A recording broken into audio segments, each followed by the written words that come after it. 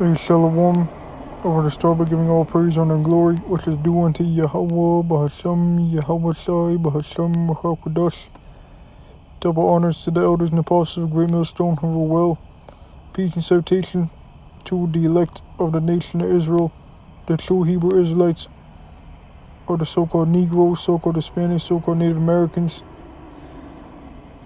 as well as you Israelite foreigners who may look like other nations, but believe this truth. This is the brother Shakal. Here with the video lesson on another one on the return of our Lord Yahawashi. He's coming back with the holy angels and the chariots, which are the so-called UFOs. That's how our Lord's returning. And there are many scriptures that show this event, and is going to be at this time of the second death, which is the first death was the flood with the time of Noah. The second death is going to be the fire from the nuclear missiles, which America is going to be that lake of fire the scriptures speak about, completely engulfed in flames, all the land. And so when our Lord comes back, he's going to deliver the elect from that and shoot in those laser and bring the fire from the chariots, which shoot laser beams. So I'll start with the book of Matthew, chapter 24, and verse 29.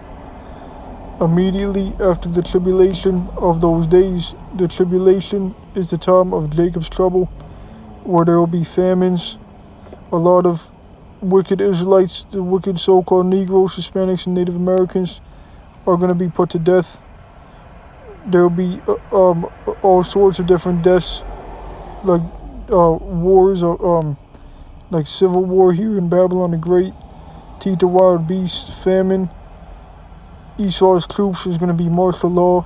So all hell is going to break loose. Immediately after the tribulation of those days shall the sun be darkened, and the moon shall not give her light, and the stars shall fall from heaven. Now what are those stars talking about? The stars are talking about the missiles. There are many names for the missiles, such as stars, figs, like it says in Revelation the 6th chapter,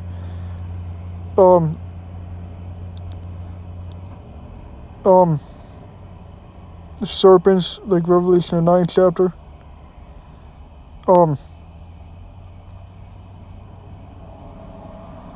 and the powers of the heavens shall be shaken.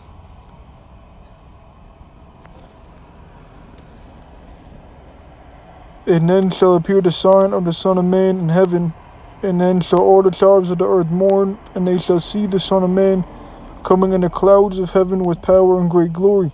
So that's Yahawashi coming back in the clouds, which the clouds are talking about the so-called UFOs. So there are code names, spiritual code names for the chariots, the so-called UFOs as well. Clouds, Zechariah calls them a flying roll. Chariots, and that's how our Lord is coming back. And those chariots are so-called UFOs. That's the Son of Man coming in the clouds of heaven with power and great glory. And he shall send his angels with a great sound of a trumpet, and they shall gather together his elect from the four winds, from one end of heaven to the other. So the Israelites of the elect all over the earth, if they're of the elect, will be delivered. Mainly from Babylon the Great, will be beamed up from that nuclear destruction.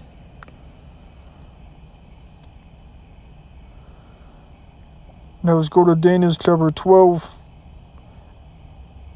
because our Lord Yahawashi is going to come back with the Archangel Michael and the other holy angels. They're going to, Archangel Michael is going to defend the elected Israel, as we're going to read.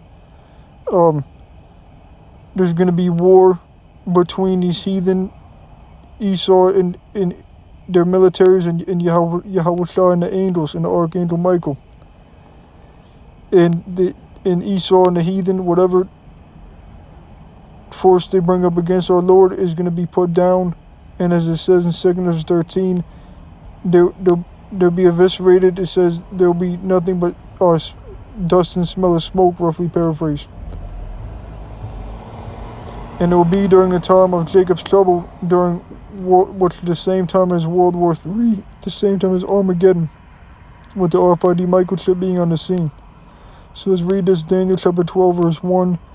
And at that time shall Michael stand up, which is the Archangel Michael, coming back with our Lord Yahawashi, the great prince, which standeth for the children of thy people.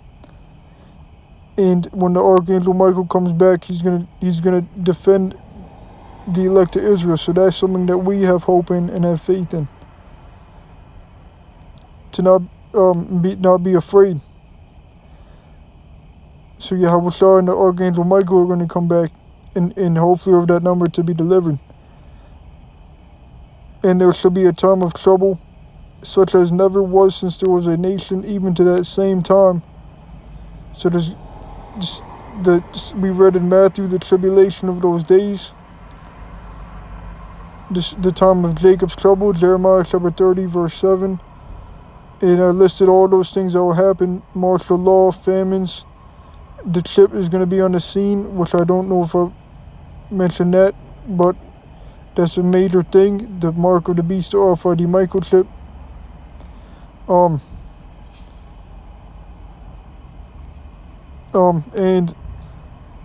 And civil war, race wars, and a lot of death of the wicked Israelites.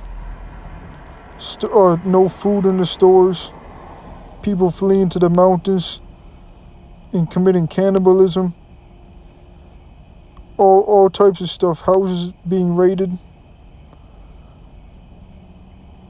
And so this is what we need deliverance from by our Lord Yahawashi, who's coming back with the holy angels, including the Archangel Michael.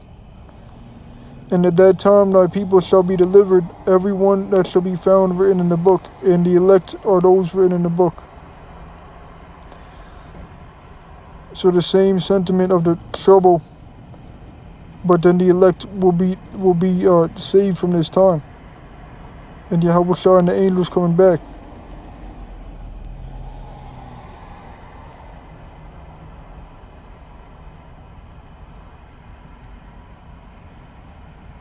And so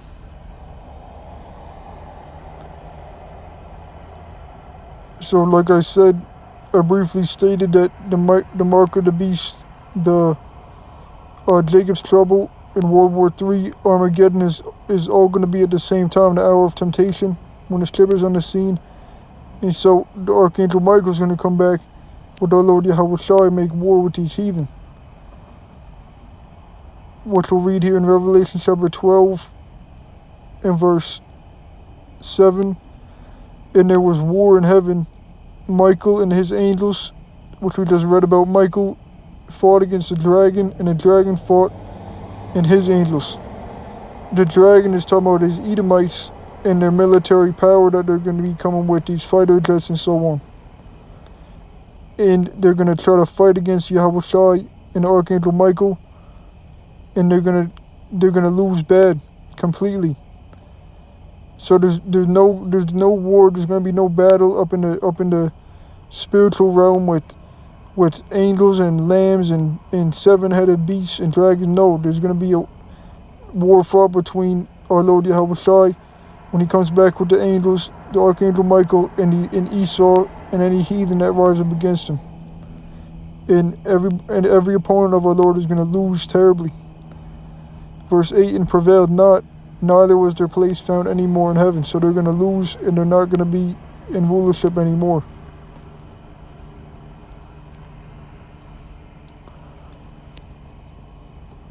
Jeremiah chapter, let me get this. Let me get this. I'm going to get this one first and then go to that. I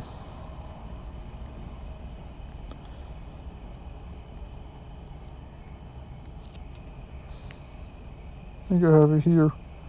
Revelation chapter 17, verse 14. These shall make war with the Lamb. Our Lord Yahawashi is the Lamb, our King. And Esau is going to try to make war with our Lord. And like like we've been reading, and they're going to lose bad, terribly. And again, our Lord's coming with the ships, the chariots, the so-called UFOs. 2 Ezra 13, from verse 1 down, I forget what verse, maybe around 13 or something. It tells you an in-depth description of our Lord Yahawashi coming back in the war that's going to be fought in the midst of Armageddon. So the same time as that we read in Daniel's 12:1, the trouble and the tribulation of those days is happening, then our Lord is going to crack them clouds, so to speak, and defend and deliver the elect,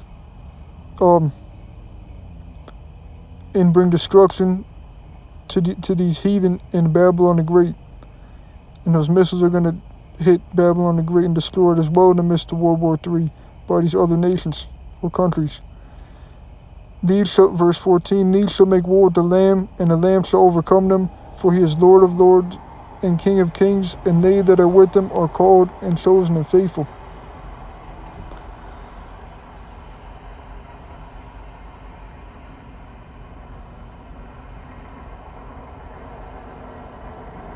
Jeremiah chapter 49 verse 22. Behold, he shall come up and fly as the eagle. This is talking about our Lord. He's coming with those ships, and he's gonna swoop down and bring the destruction to the Edomites, to Babylon the Great. Behold, he shall come up and fly as the eagle, and spread his wings over Basra. Basra's talking about Babylon, which is America, prophetically.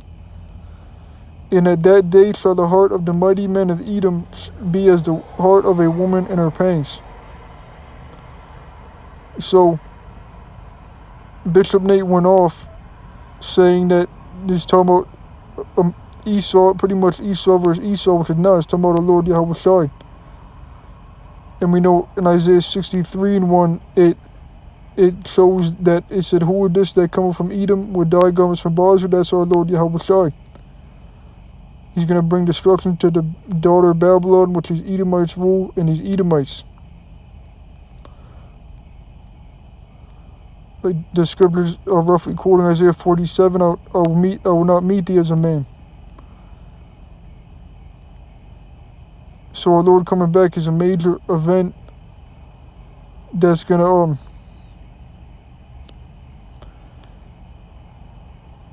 when the missiles hit and the chariots shoot the laser beams, and there's going to be a great earthquake. The earth is going to reel to and fro like a drunkard. There's the second death, those missiles. All that fire is going to hit, and the elect will be, as it says, Revelation 15, standing on the sea of glass.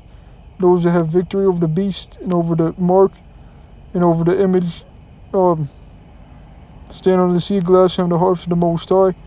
The elect are going to be in the chariot delivered, looking down at the destruction of America on fire. So all these major, I'm trying to think of the word, climactic and majestic and great events are going to be happening all in a short span of time.